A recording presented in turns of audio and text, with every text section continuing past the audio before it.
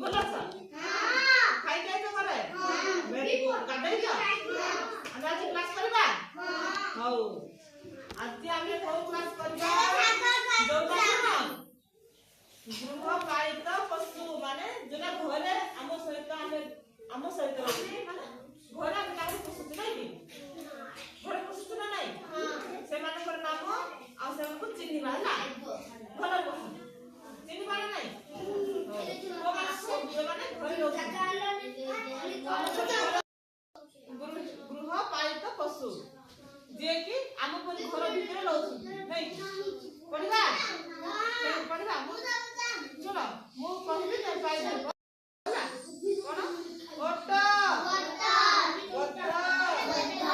ଛେଳି, କୁକୁର, ଗାଈ, ଘୋଡ଼ା, ମେଣ୍ଢା, ଠେକୁଆ।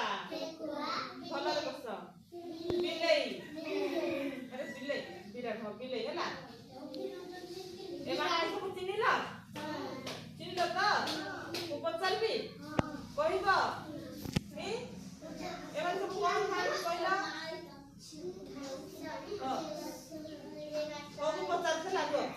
ଓଟ କଣ ଖାଏ? ଗଧ କଣ ଖାଏ? ଘାସ ଖାଏ ନାଇଁ କି? ଜୋରସେ କୁହ। ଛେଳି କଣ ଖାଏ? କୁକୁର କଣ ଖାଏ?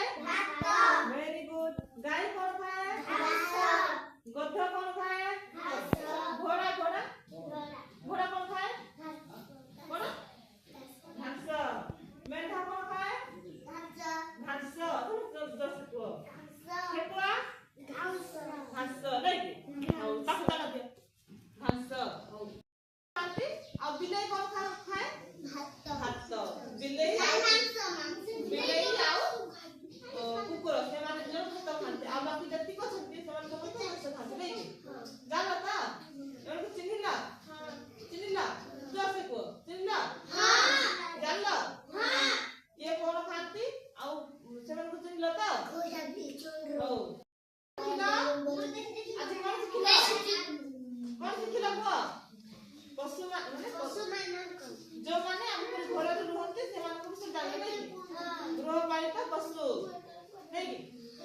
ଆଜି ରାତି କ୍ଲାସ୍ କରିବା ଆଉ ପରବର୍ତ୍ତୀ କ୍ଲାସରେ ଆମେ ଅନ୍ୟ କ୍ଲାସ୍